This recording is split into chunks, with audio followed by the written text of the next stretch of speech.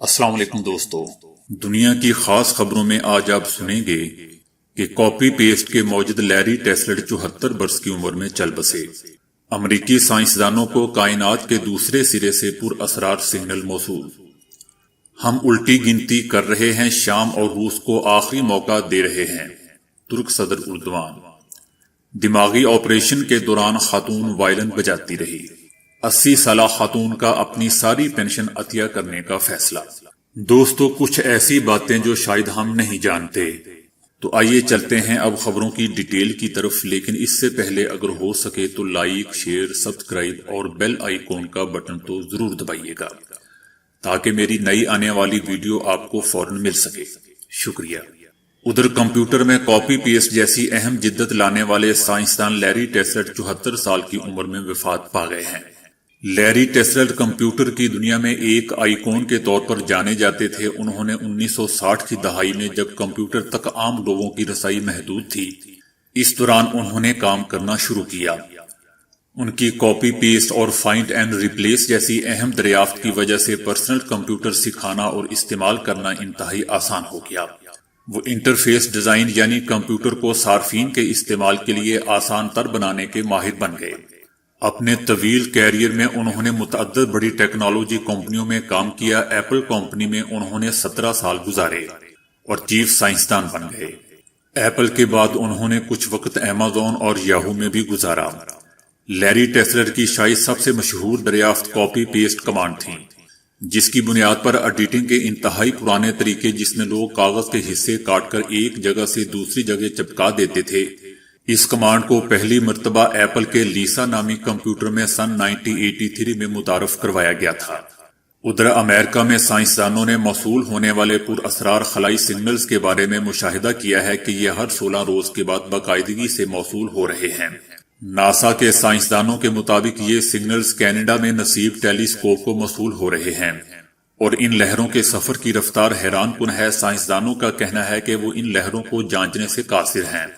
البتہ اب انہوں نے مشاہدہ کیا ہے کہ یہ سگنلز ہر 16 دن بعد موصول ہو رہے ہیں۔ ٹیلی اسکوپ پر موصول ہونے والی یہ لہریں FRB یعنی فاسٹ ریڈیو برسٹ، یہ ایسی لہریں ہوتی ہیں جو بہت کم وقت کے لیے پیدا ہوتی ہیں، اور ان کے حوالے سے عمومی خیال ہے کہ یہ کائنات کے دوسرے سرے سے آ رہی ہیں۔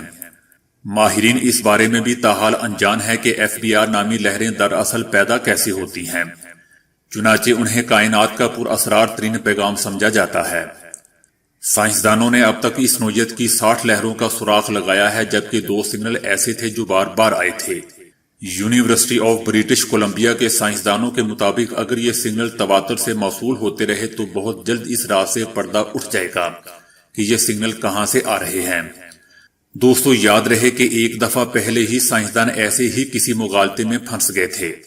کچھ عجیب و غریب قسم کے سگنل موصول ہو رہے تھے، پتہ نہیں چل رہا تھا کہ کہاں سے آ رہے ہیں، لیکن بعد میں پتا چلا کہ ریسرچ سینٹر میں جب کوئی کھانا یا کچھ بھی گرم کرنے کے لیے اوون چلاتے تھے تو لہریں یا سگنل تب پیدا ہوتے تھے۔ اب اس کا نہیں پتا بقول سائنسدانوں کے کہ یہ کائنات کے دوسرے سرے سے آ رہے ہیں، لیکن دوستو میں سوچ رہا ہوں کہ کہیں وہ دوسرا سرا اوون ہی نہ ہو۔ بہرحال ادھر ترک صدر طیب اردوان نے متنبع کیا ہے کہ وہ شام کے ساتھ ملحقہ سرحدی علاقے کو ہر قیمت پر محفوظ علاقے میں تبدیل کرنے کے لیے کوشش کریں گے، اور ترکی اس سلسلے میں ممکنہ اقدام سے پہلے صوبہ ادلب میں شامی فوج کی کارروائی کو روکے گا۔ انہوں نے کہا کہ اگر شام کی فوج ان مقامات کو خالی کرنے میں ناکام ہوئی جہاں ہم موجود ہیں تو پھر مہینے کے آخر میں ایک بڑی کارروائی کی جائے گی۔ انہوں نے کہا کہ ادلب میں کارروائی بہت قریب ہے، ہم الٹی گنتی گن رہے ہیں، شام اور روس کو آخری موقع دے رہے ہیں۔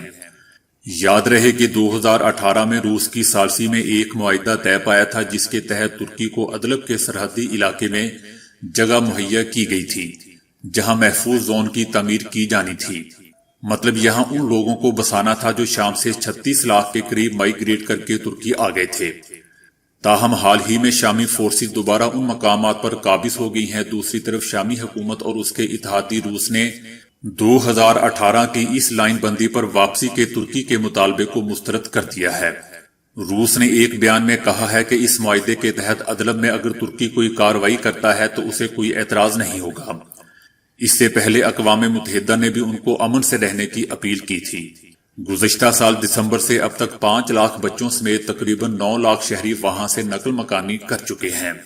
ادھر UK میں ڈاکٹروں نے ایک خاتون کے دماغ سے رسولی نکالنے کا کامیاب آپریشن کیا ہے، جبکہ اس دوران خاتون وائلن بجاتی رہی۔ کنگز کالج ہاسپٹل میں ایک 53 سالہ خاتون کو ٹریٹ سے قبل ڈاکٹروں نے اس کے دماغ کے ان حصوں کی نشاندہی کی جو انہیں وائلن بجانے میں تحریک دیتے تھے اور جن کی مدد سے وہ وائلن بجاتے وقت اپنے ہاتھوں کو حرکت دیتی تھی۔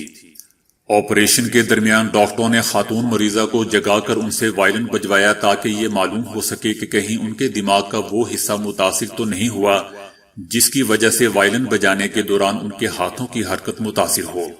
ہاسپٹل کے نیورو سرجن پروفیسر کیو مارس نے کہا کہ ہم جانتے تھے کہ ہماری مریضہ کے لیے وائلن بجانا کیا معنی رکھتا ہے، اس لیے اس بات کا خاص خیال رکھا گیا کہ دماغ کا ایسا حصہ جس سے وہ وائلن کنٹرول کرتی ہے ہرگز متاثر نہ ہو۔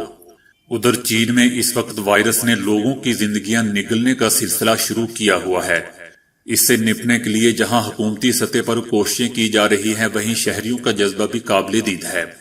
ایک 80 سالہ خاتون اپنی زندگی کی ساری جمع پونجی اور پینشن کے بانڈز لے کر اہلکاروں کے پاس پہنچ گئی، جو اس نے وائرس سے لڑنے کے لیے اہلکاروں کو تھما دی۔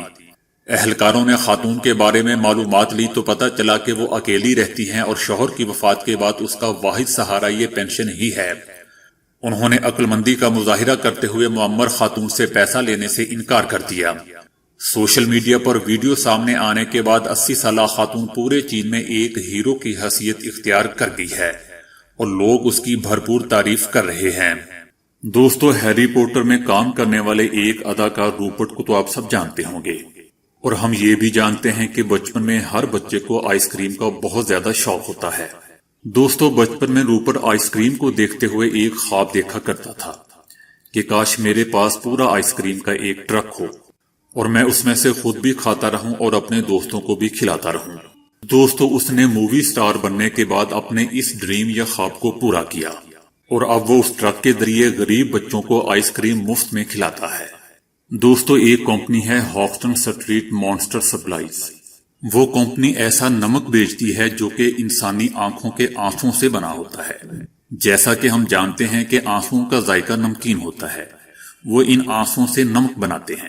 جیسا کہ ہم جانتے ہیں کہ آنسو علیحدہ علیحدہ ٹائپ کے ہوتے ہیں، وہ کمپنی بھی علیحدہ علیحدہ ٹائپ کے نمک بیچتی ہے۔ جیسا کہ تکلیف میں بہے ہوئے آنسو، غصے میں بہے ہوئے آنسو یا خوشی میں بہے ہوئے آنسو، ان آنسوؤں کو علیحدہ علیحدہ کیٹیگری میں وہ بنا کر بیچتی ہیں۔ دوستو، جب ریڈیو نیا ایجاد ہوا تھا تو اس کو 5 کروڑ لوگوں تک پہنچنے کے لیے 38 سال لگ گئے تھے، یعنی 38 سالوں میں اس کو سننے والوں کی تعداد 5 کروڑ تھی۔ جب ٹیلی فون ایجاد ہوا تھا تو 5 کروڑ لوگوں تک پہنچنے میں اس کو 20 سال لگے تھے۔ اسی طرح جب ٹیلی ویژن ایجاد ہوا تو 5 کروڑ لوگوں تک اس کو پہنچنے میں 13 سال لگے تھے۔ دوستو، فیس بک کو 3.5 سال لگے تھے 5 کروڑ لوگوں تک پہنچنے میں۔ دوستو، آپ کو سن کر حیرانگی ہوگی کہ گوگل پلس کو صرف 88 دن لگے تھے 5 کروڑ لوگوں تک پہنچنے میں، اور اسی طرح پوکیمون گو کو صرف 19 دن لگے تھے 5 کروڑ لوگوں تک پہنچنے میں۔ تو دوستو، آج کے لیے اتنا ہی۔ ویڈیو کو لائک، شیئر اور فالو کرنے کا شکریہ۔